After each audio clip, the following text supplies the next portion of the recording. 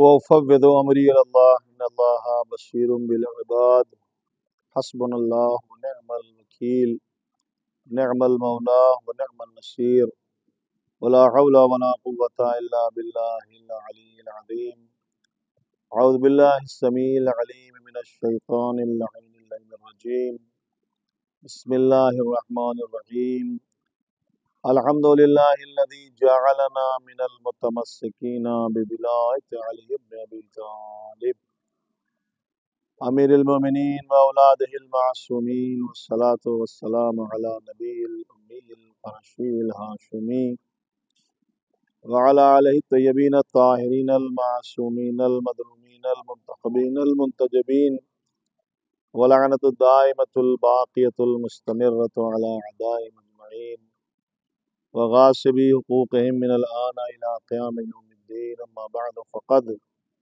قال الله سبحانه تبارك وتعالى وقوله الحق في كتابه المبين بسم الله الرحمن الرحيم إنك لعلى خلق عظيم ناظرین کرام، مومنین کرام، آزاداران مظلوم کربلا و عزاداران حضور خطی مرتبت و عزاداران امام حسن مجتبی، قرآن مجید کی اس آیت میں اللہ نے نبی کے اخلاق اور ان کے خلق کا تذکرہ فرمایا اور ارشاد فرمایا کہ میرے حبیب، میں نے آپ کو خلق عظیم کو فائز کیا، یعنی جب ہم نے آپ کو مبعوث کیا دنیا میں، ہم نے جو رسالت اور نبوت کی ذمہ داری دی ہے اس کے لیے ہم نے آپ کو بااخلاق خلق کیا۔ اور چونکہ پیغمبر اسلام نے بھی ایک حدیث میں غرض بعثت جو بیان فرمائی، اس میں بھی فرمایا کہ اللہ نے مجھے اخلاق حسنہ کی تکمیل کے لیے بھیجا ہے۔ تو جو اخلاق حسنہ کی تکمیل کے لیے آیا وہ بھی واقعی خلق حسنہ پر فائز ہوگا، اور نبی نے یہ اپنی زندگی میں رویہ بھی رکھا، ہمیشہ خلیق رہے، ماتھے پہ شکن بہت کم آتی تھی۔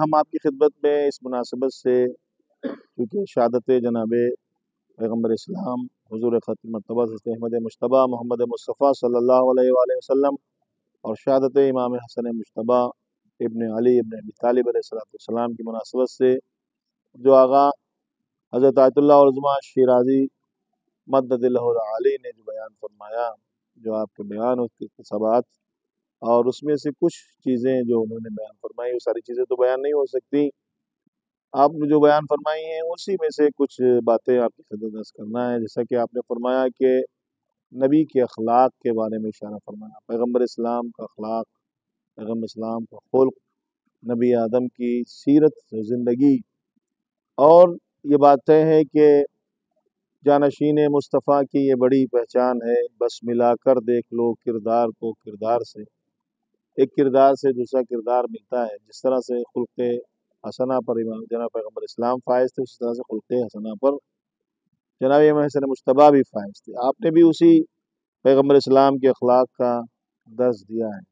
ایک پوائنٹ انہوں نے یہ فرمایا کہ نبی کے خلق سے اپنے خلق کو مزین کرنا چاہیے، نبی کے اخلاق سے اپنے اخلاق کو مزین کرنا چاہیے۔ اور خود پیغمبر کی سیرت یہ ہے کہ انسان خلیق رہے، انسان جب کسی سے ملے تو خندہ پیشانی کے ساتھ ملے، مسکراتا ہوا ملے۔ دوسرا پوائنٹ جو انہوں نے ارشاد فرمایا، مسجد پیغمبر جو بالخصوص مدینے میں ہے، مسجد نبوی، جہاں آپ نے بیٹھ کر مسائل حل کیے، امت کے مسائل، وہ صرف ایک مسجد نہیں، پیغمبر نے اس مسجد کو مدرسہ بنایا۔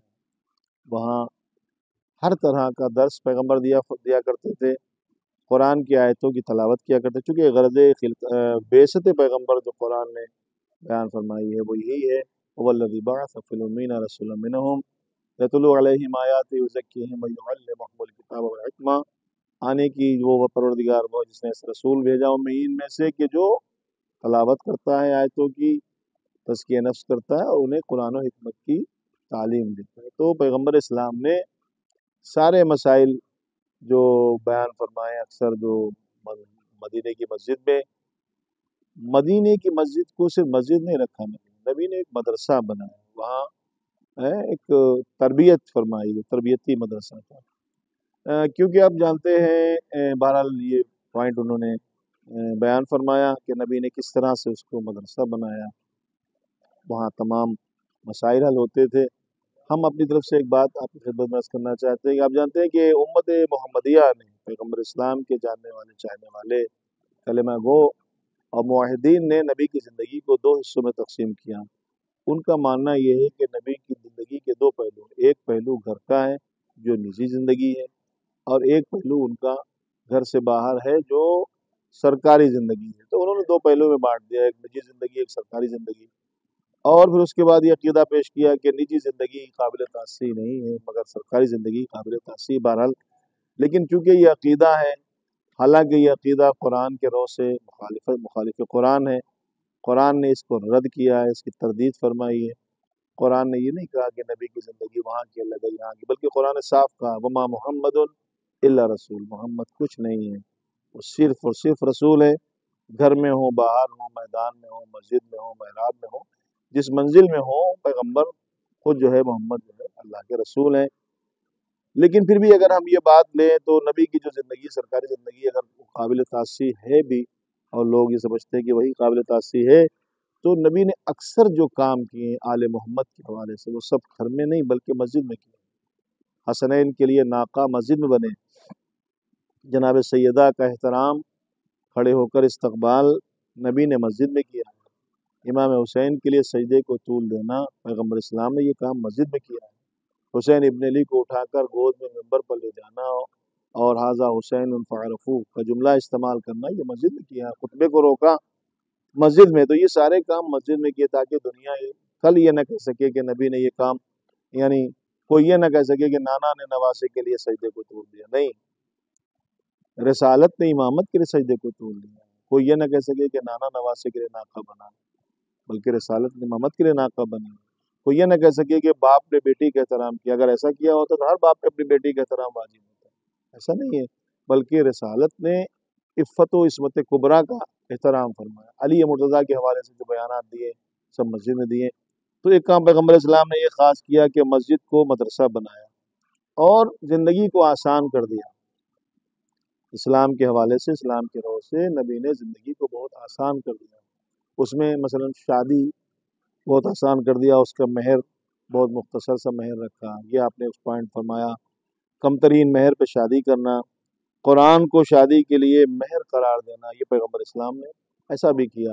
مختصر جو زندگی انسان کی ہے وہ بہت آسان ہو جائے، شادی کو آسان بنایا آپ نے۔ مساجد کو اسلام کا مرکز قرار دیا، اور واقعی مساجد اسلام کا مرکز ہیں۔ جب انسان حالت نماز میں مسجد میں داخل ہوتا ہے، حالت نماز میں ہوتا ہے، تو اس کے اخلاق میں، کردار میں تبدیلی آنا چاہیے، کیونکہ قرآن نے یہ نہیں کہا کہ رکعتوں کا نام نماز ہے، افعال کا نام نماز ہے۔ قرآن کہتا ہے ان الصلاۃ تنہی عن الفحشاء والمنکر، نماز برائیوں سے روک دیتی ہے، برائی سے رکنا، بے حیائی سے رکنا، یہی ایک نماز ہے۔ یعنی مسجدوں کو اسلام کا مرکز قرار دیا تعلیمات اسلام کے لیے۔ مسجد و بارگاہ اور فاؤنڈیشن سے علوم اسلامی کی ترویج، آپ نے اس طرف بہت توجہ کیا ہے۔ آج کا دور چونکہ الیکٹرانک میڈیا کا دور ہے، تو یہ بہت بہترین عمل ہے کہ اپنے اسلام کو، اپنے دین کو، اپنی شریعت کو، اسلام کا خوبصورت چہرہ لوگوں کے سامنے پیش کیا جائے، جو مساجد کے ذریعے سے ہو سکتا ہے، بارگاہوں کے ذریعے سے ہو سکتا ہے، فاؤنڈیشن کے ذریعے سے ہو سکتا ہے، علوم اسلامی کی ترویج ہو سکتی ہے۔ وہ آپ نے فرمایا کہ انسان کی خلقت میں علم کو ایک بڑی اہمیت ہے۔ علم انسان کے پاس اگر ہوتا ہے، علم سے انسان اگر اس کو علم ملتا ہے تو اس کی زینت بڑھ جاتی ہے۔ پھر آپ نے فرمایا شب قدر کے حوالے سے کہا کہ اس میں بھی علم کی طلب کرنے کا سلسلہ ہے۔ ازدواجی زندگی میں علم کی اہمیت کا تذکرہ کیا، مردوں پر جو ہے اس کی بیوی کے حقوق اور عورتوں میں مردوں کے حقوق، لوگوں کی ازدواجی زندگی میں حاکم کی ذمہ داری ہے، یہ بھی آپ نے ایک پوائنٹ رکھا ہے۔ اور اسلامی حکومت میں لوگوں کی ضروریات کو مد نظر میں، یہ بہت اہم پوائنٹ ہے۔ اسلامی حکومت میں لوگوں کی یعنی اس حکومت لوگوں کے حوالے سے کی جائے، ان کو آسانی دینے کے لیے کی جائے۔ پھر آپ نے تجار کے بارے میں کہا، تجار کی دین خدا بندی میں ان کے جو نفقے ہیں، ان کا جو حصہ ہے بہت اہم ہے۔ مسجد میں رسول اللہ صلی اللہ علیہ وسلم کی جانب سے دعوت توبہ، یعنی آپ نے توبہ کی، آج بھی وہاں پہ ایک ستون توبہ ہے۔ توبہ ایک ایسا عمل ہے کہ جو انسان کو خدا تک ملاتا ہے، اس کو انسانیت اس کے اندر جگاتا ہے۔ آپ کو میں بتاؤں، دیکھیے عبادت انسان کرتا ہے، عبادت کر کے انسان فرشتہ بن سکتا ہے، لیکن انسان بننے کے لیے اسے ایک دوسرے کا بھائی کا درد جو ہے محسوس کرنا پڑتا ہے. اس کے لیے توبہ ایک بہت اہم ذریعہ ہے. برائی کچھ گناہ ہو گیا تو سوری بول دینا. رسول اللہ صلی اللہ علیہ وسلم کی پیشن گوئیاں بہت ساری آپ نے فرمایا. اس کے بعد جو بہت سارے مسائل میں ایک زمانہ تھا کہ جو آج کے دور میں جو امام حسین صلی اللہ علیہ وسلم مرکز دین مرکز شریعت بنے ہوئے، جیسا کہ پہلے کہا گیا اور یہ بات ہمیشہ بیان ہوتی ہے کہ حسین شاہ بھی ہیں، بادشاہ بھی ہیں، دین بھی ہیں، دین کی پناہ بھی ہیں. تو اس مرکز کو مٹانے کے لیے متوکل نے 17 بار کوشش کی مگر نہیں مٹا سکا. آج جم غفیر وہاں پہنچا اور اس کی نحس ترین جو ہے شخصیت ختم ہو گئی، لیکن حسین آج بھی اسی طرح سے ہیں. دشمنان اسلام نے، دشمنان ایمان نے اس کو بڑی کوشش کی کہ ختم کر دیں، لیکن زائرین کے آج بھی ہجوم بتاتے ہیں کہ یہ ایک اہمیت آج بھی باقی ہے. حسین کی قربانی زندہ ہے. اور ایک بہت اہم بات آپ نے فرمائی کہ زائرین جو جاتے ہیں ان کے جو پسینے کے قطرے گرتے ہیں ان سے فرشتے بنتے ہیں. یعنی وہ ایک زائر کے پسینے کے قطرے کی اتنی اہمیت ہے. آپ مجھے بتائیں جب امام حسین کے زائر کے پسینے کے قطرے کی اتنی اہمیت ہے تو خود اندازہ لگائیں کہ حسین ابن علی کے خون کی کتنی اہمیت ہوگی. اگر پسینے زائر امام حسین کے پسینے کا قطرہ فرشتہ بنا سکتا ہے تو حسین ابن علی کے خون کا قطرہ زمین کربلا اور خاک کربلا کو خاک شفا بھی بنا سکتا ہے. یہ پوائنٹ انہوں نے بتائے ہیں. ہماری ذمہ داری یہ ہے کہ ان کی طرف متوجہ ہوں اور ان سے ہم کو سیکھیں، اپنے اخلاق میں، کردار میں، اندر اپنے جو ہے تبدیلیاں پیدا کریں تاکہ ہم کل قیامت کے دن جناب سیدہ پیغمبر اسلام اور اولاد پیغمبر اسلام بالخصوص امام حسین علیہ السلام کے سامنے جائیں تو سرخرو ہو سکیں اور ہمارے زمانے کے امام ہم سے راضی اور شاد ہو سکے اور جب امام آئے تو ہم ان کے آبان و احسان میں شامل ہو سکیں. والسلام علیکم ورحمۃ اللہ وبرکاتہ. وآخر دعوانا الحمد للہ رب العالمین.